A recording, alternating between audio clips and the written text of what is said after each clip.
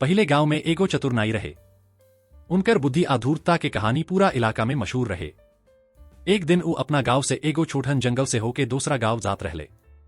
ओह जंगल में एगो खतरनाक बाघ रहे, जवना के चलते गांव के लोग ओह रास्ता से गुजरे में डेरात रहले। जैसे ही नाई जंगल के भीतर पहुंचल त देखलस कि सामने बाघ खड़ा बा। नाई के समझ में ना आवत रहे कि अब का करे के बा।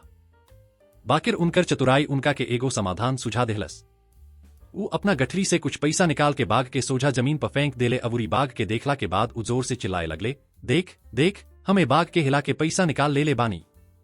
बाघ के ना बुझाइल की आदमी का करत बा। नाई के ओहिजा से भागे के मौका मिल गईल।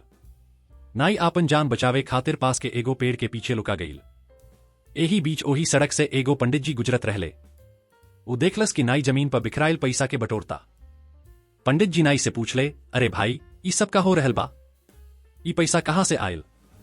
नाई अपना चतुराई से कहलस, पंडित जी, हम ई पैसा एह बाघ के हिला के कमा ले बानी। अगर रौरा चाहत बानी त एह बाघ के हिला के भी पैसा कमा सकेनी। पंडित जी के लालची हो गईल।